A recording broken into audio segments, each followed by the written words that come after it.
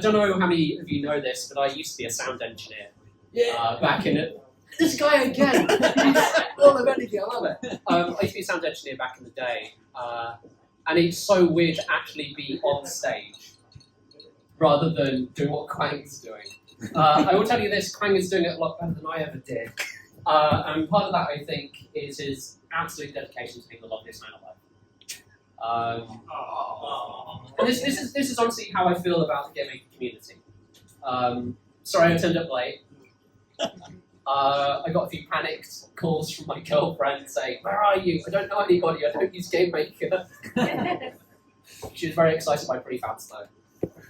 They're in unity, she knows what those mean. And when I came down the stairs, immediately I could feel the warmth and the love in this room. And it's not just because it's summer. It's also just a lovely community to be a part of. And this is my way of giving back to GameMaker. And that's something that I really believe in doing, and it's nice to be given the opportunity to do. So having said that, the last time I got up on a stage and humiliated myself on behalf of JSON was 4 years ago. And it was, in fact, about a month. In fact, I think it was exactly a month before I released this game with my good friend, Vince, who ran a company called One Bit Beyond. So I feel like in the spirit of family and friendship, I should tell you all of the things that I've been doing for the last 4 years whilst hiding at home from a deadly pandemic. So the first game that I worked on after the Swords of Ditto, how many of you have heard of this game? I don't care about how many people have played it. So 1, 2, 3, my girlfriend doesn't count. Jupiter's heard of it. Hopefully bad things. None of you play this. I hate this game. I love the people who work on it, but man, Atari are not a good company to watch around. Then I worked on this game called Disc Room with JW, Kitty, Doze, and Terry. A few people have heard of this one. Okay, we're going up. This one, no. This one, yes. Then I worked. The kind of the order here is a bit weird and not chronological, but I worked on this game called Retrace with my friend Elliot White, and he's now making this game called Schrodinger's Cat Girl. It's the best name in the world, I love it. And I did narrative tooling for both of these. Then I worked on this game where I did porting and I did some technical art and some localization and lots of stuff for this. This was released, I think this Christmas just gone. People liked this game and it was really weird. The team were taken aback by how much people liked it. We thought it was a great game, but it's kind of a bit niche, but people seem to really latch onto it. Then I worked on these two, only very briefly, did some input stuff and did some tooling. Toby has some problems with his wrists, so I made some accessibility tools for him. And then 2 weeks ago, I released Point P! Woo! Woo! On Netflix. Anyone who has a Netflix subscription still, you can go play this game. Go play it right now. Download it. Download it. I want to see phones up. And then now I'm working on this game called Skies and Cats. And I'm making this with two of my close friends, Daniel and James, who are also paying me, so I'm not sure how well our relationship's like. A lot of this talk, a lot of the technology I'm going to share with you tonight, has basically been financed by Daniel and James. And they financed it because they wanted the game to work better, but also they've allowed me to open source it. And I think that's beautiful. So can we give them a quick round of applause for being so good to me? I really do mean it, I really appreciate it. You're the best, Juju. Thanks, man. That's like £100, yeah? If I stay an extra 5 minutes on this slide, how much money do I get? Is that dollars? Dollars. That's a better currency right now, James. You know. Yeah. So the one thing that kind of connects all of these things together is not me. It is, in fact, data. Which in a way is also my job, so it connects me to it as well. But data is kind of what holds all of our games together. Data comes in lots of different shapes and sizes, but it is data that makes your games full, complete, whole. So let's just quickly wind back time to I Love Data. And here's a YouTube link, go watch it if you haven't seen it. Information in there is a little out of date now, but I still think it still covers the bases, right? So I talked about DS grids, and I talked about how JSON is kind of superior for safe data at least. And I also talked a bit about DS maps and how DS maps work. So I thought this time around, on the menu today, I thought I'd talk about nothing to do with save data. I'm not going to talk about JSON at all, and all of the technology is highly experimental. This is not a talk for beginners. This stuff is more aimed at experienced developers who are looking to take their understanding of game making and game creation up a level.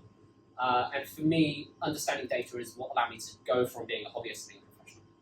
Now, I do realise quite a few people in here are not necessarily like hardcore game maker users.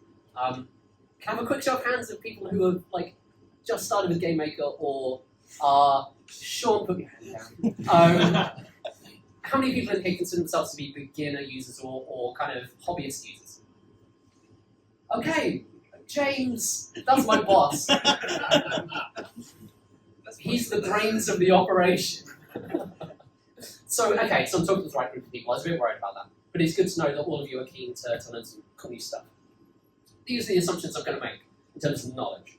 So you need to know what structs are, how constructors work, you need to know a bit about game buffers, and you need to know a bit about asynchronous functions, and how those can be implemented as callback functions. As long as we're okay with this, I'll proceed, and if we're not okay with this, I'll proceed anyway. I'm sorry, you're trapped in there. So I think the question to ask here is, what do we mean by data? Kind of everything word, right? For this talk, and this talk alone, it is information that augments native GameMaker features. So what do I mean by this? Localization, dialogue, item properties, enemy properties, all of this stuff. Stuff that you can and should not make a hard-coded value in your game. If you can move it out to an external file, load it up and load it back in, that is data for the purposes of this talk. If you're getting really spicy, and Lord knows I love getting spicy with data, here is the user interface layouts, additional level data, 3D volumes, custom scripting, all this other juicy stuff that you might want to add into GameMaker. This is data for the purposes of this talk. We're not talking about sprites, audio, objects, stuff that's kind of in the IDE. This is stuff that we can pull out. It's like kind of separating spaghetti out, right? We're talking about the stuff we can actually pull out. Here's an example of some data. This is from Skies of Chaos. This is breaking NDA. I didn't check with James before I did this. It's fine. I still have my job. It's good. We'll see whether I still have my job in another quarter of an hour, but we'll get there. Here we have some properties for a laser, including muzzle spray and something end. What does that mean, James? Smoothing. Smoothing. That makes a lot more sense. And we also have the timer and the length and all this kind of stuff.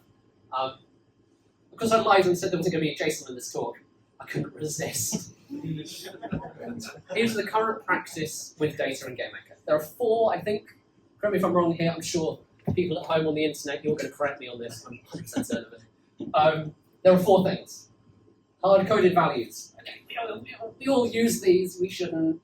But if you just want to move your button across 10 pixels to the right, you just add 10 to the pixel value. We all do this, and it is actually, honestly, a pretty efficient way of doing things as long as you don't have to reuse that data. Secondly, we saw things in included files. These are little files that you kind of wedge into the GameMaker project, and they kind of get attached to the execution and get dropped in the same sort of area you can load them. Exotic methods. I don't know, one's from the tropics. I don't know where I was going with this one. But anything that's weird data that you want to encode as some other format. Height maps, for example, one of my friends on the internet, when I was asking people about this, he was like, oh, I use height maps a lot in my game. So that kind of stuff. And then finally, this one's a bit weirder. This is something we tried for Skies of Chaos. Specifically, James actually wrote a Firebase implementation that allowed him to push data up to the cloud and then on individual mobile phones, pull data down from the cloud. Super impressive, super clever stuff. Don't do it. It's a waste of time. And it's not a bad idea. It is just hell on earth to maintain. And it does not scale. We're a team of 8 people, you said? Yeah, 2 of us program. And it's like, why? It's better in theory than it is in practice. In fact, we've moved away to another method. Also, we're not going to be talking about exotic methods today. If you're doing stuff with height maps, you're doing stuff with crazy data, you are already far above where this talk is aimed, and you can handle it yourself. Also, finally today, we're not going to talk about hard-coded values. And I think, it's kind of been too much whether I want to talk about this. But I think ultimately I came down on the side of, if it's a hard-coded value, you've probably hard-coded it for a reason. And anything that can be pulled out to an included file, You know how to do that. You know your game better than I know your game, so use your judgment. Okay, so I kind of skipped over a little bit here. I said included files sort of get attached to the runtime. What does that actually mean? Like, what happens to an included file? What is the story of the lifespan of an included file? How do we deal with this? So I think the best way to describe this is just to draw a little picture. So over here we have a project directory, and it's a box. And inside the box we have included files. Fair enough, right? And over here we have the runtime. Now the runtime doesn't actually know about the project directory, it only knows about local storage, which is working directory, if you know what that is in GameMaker. And also it knows about the sandbox, which is where all your files go when you save them. So just you save a buffer, or save a file, or save an image, or whatever, it goes into the sandbox. And this is the question that people always ask about, like, where do my save files go? Local app data somewhere, the name of the game somewhere, blah, blah, blah, blah, blah. That's the sandbox, right? And the way that files go from left to right, oh, sorry, I forgot to say, it only knows about this place. But the way that files go from left to right is through the asset compiler. That's just the thing GameMaker has for us, that is the compiler, that's kind of its whole job. It just takes files from the left-hand side to the right-hand side, and it just kind of dumps them in there. So for included files, they don't get compiled into anything particular, they just get put in as the actual file themselves. Do you notice the issue here? In order to get data from left to right, we need to recompile the game. There's only one way of doing that, it's the asset compiler.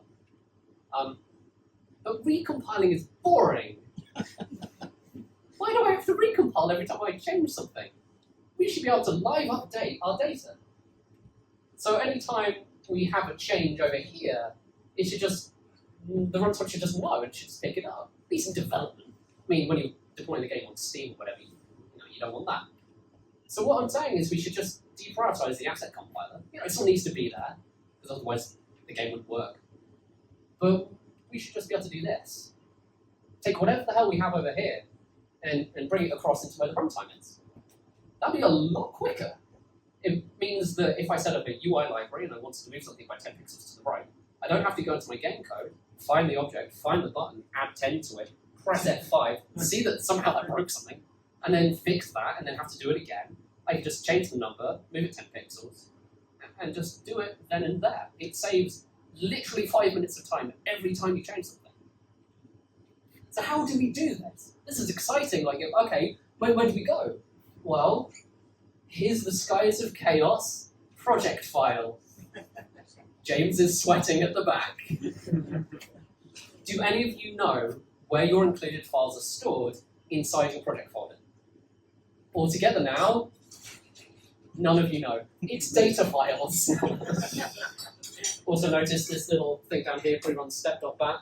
That's what we call foreshadowing. Here's how we load a file from our included files inside our project directory. Here's our example.txt. I wrote this late at night, I'm sorry, the file names are going to be super boring. What we do is we build a path. We start with the project directory, we go into data files, we then add the file name to it. That gives us our path. Then we can load it up as a buffer, or you can use a file open or ini open if you hate yourself, or any other method. But buffers, we like buffers. Buffers are good. I mean, we can grab whatever data out of example.txt we want and do some stuff. Then delete the buffer. Don't forget to delete the buffer, otherwise you're in trouble. So this is really simple code. Project directory, data files, file name, load the thing, we're done. Only there's one problem. Anyone who's used GameMaker before will know that if you try to read anything outside of this little box, GameMaker will not let you do it. It'll just go, no, I can't read it. So what we need to do is go into our project settings. Down here at the bottom, it says disable file system sandbox. Trust me, that's what it says, people at the back. For people at home, you're going to have to zoom in. You know where it is, it's fine. And what this does, by taking this little box down there, we take this box, and we blow it up. It says goodbye to the box, and it means we can go anywhere outside of runtime, we can access anything pretty much anywhere. Apart from like the Windows files and system files and stuff, which you should not be messing with. Doesn't let you do that. Seems good, right? Does this get a double thumbs up? Solves the problem. Only project directory doesn't exist as a variable. This isn't a real thing. I made it up. Here are the directory variables. Working directory, program directory, temp directory, game save ID. That one's a curveball. It's actually a directory. It doesn't sound like it, but it is. Project directory doesn't exist. It's a feature we have to make ourselves. I did this in Comic Sans because I liked that joke from the first talk. We could do this. We could define a macro, and we could say we have a static, absolute path. But of course, if you're working in a team, and regrettably I work with other people, you're welcome. Then every time you change this macro, it's going to break it for everybody else in your team because that macro is going to propagate to everybody's copy of their source code. So this is kind of bad. There ends up being tiers and people get into fights, and then you have to set up a git ignore, and that has to be in a separate file, and it's just a mess. This should just be automatic. We should do this automatically. You know, no fuss, no hassle, build scripts. This is how we do it. This is a new feature that got introduced into GameMaker earlier this year. I'm super excited by it because it means there's a whole other level of pain that we have to go through now to solve problems. Batch files are these build scripts, and build scripts are batch files, and sometimes they're shell scripts if you're on Mac or Linux. And they get executed during compilation at certain points. The documentation on this is actually pretty good, so you'll be able to figure it out from the GameMaker documentation. Thanks to Gurpreet for writing good documentation. During these batch files, you can access certain variables inside the kind of batch file space, and these are variables that GameMaker sets for us that hold important information. Now, there's one little implementation detail here. You need to put the batch files in the root of the project, which is what we saw a moment ago in the screenshot, or you can put them in extensions. And you have to kind of set that up in a weird sort of way. But once you've done it, it's done, and you don't have to worry about it again. So here's what we're going to use, pre-run step.bat. So this particular batch file is executed before GameMaker runs the game, and it's only executed when GameMaker runs the game.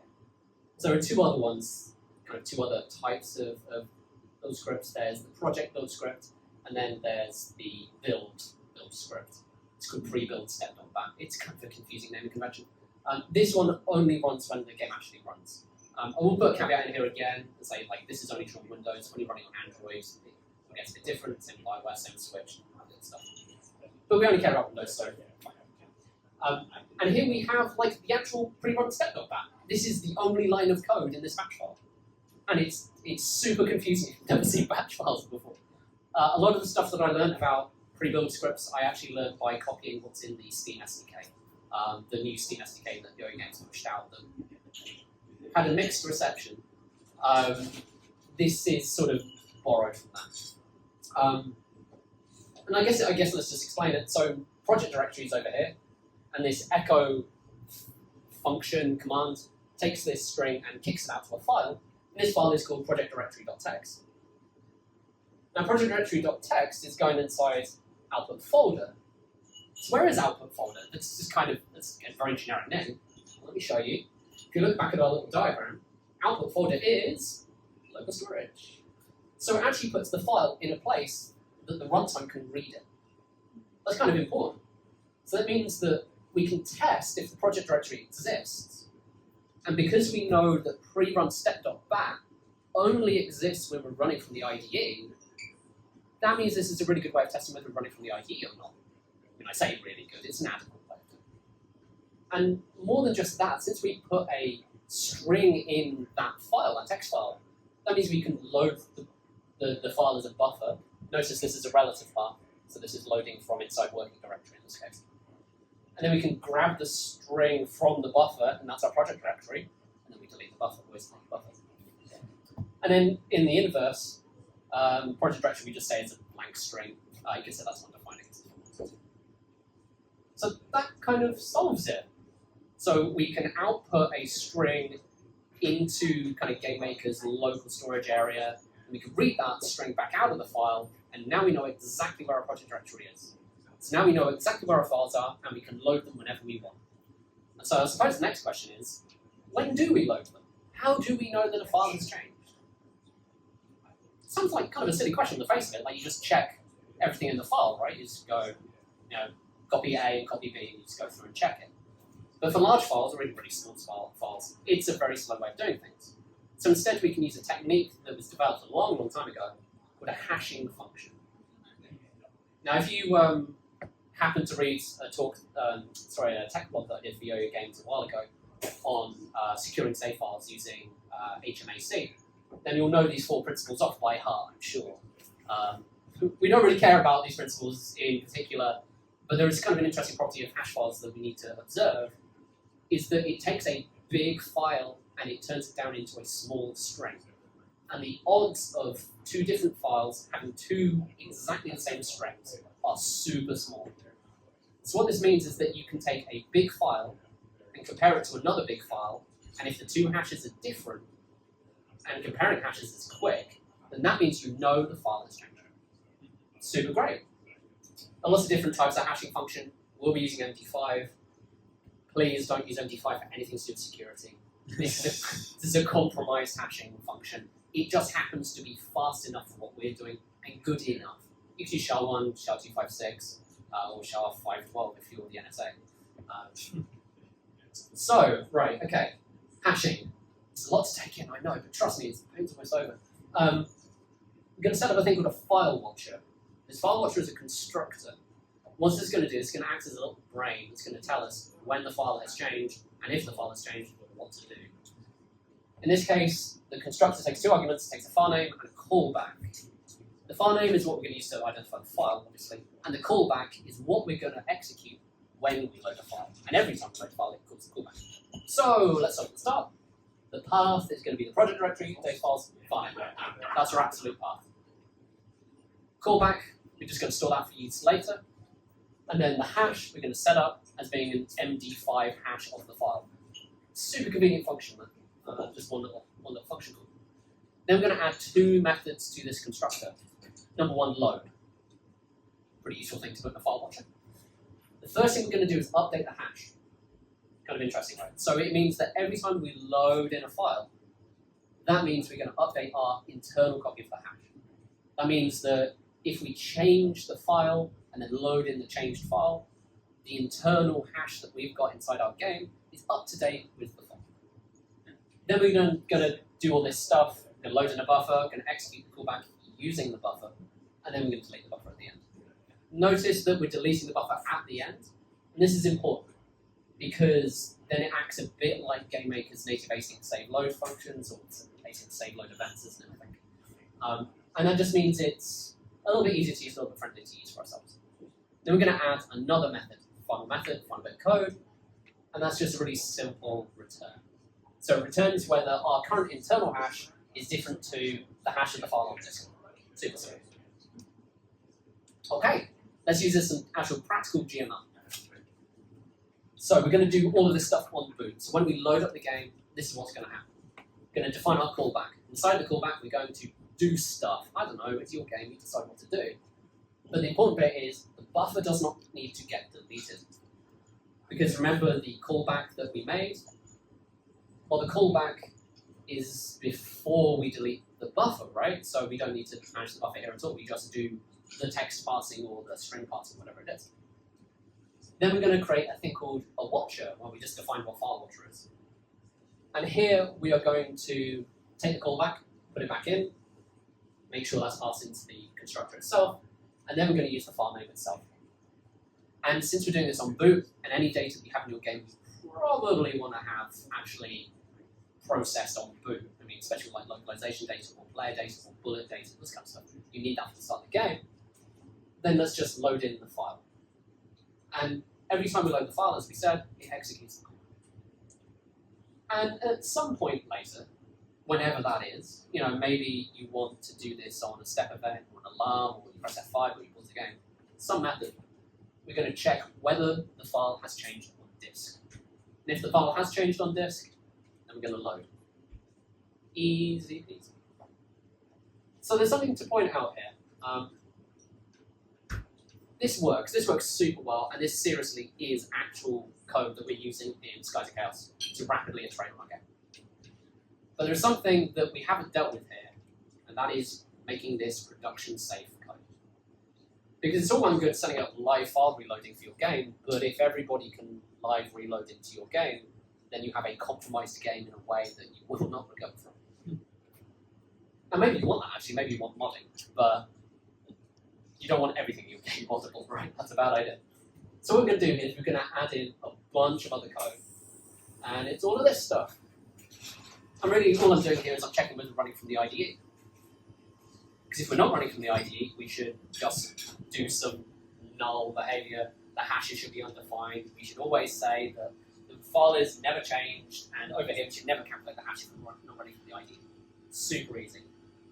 There's a bit of a problem with this. It is almost trivial to hack global variables in GameMaker if you're trying.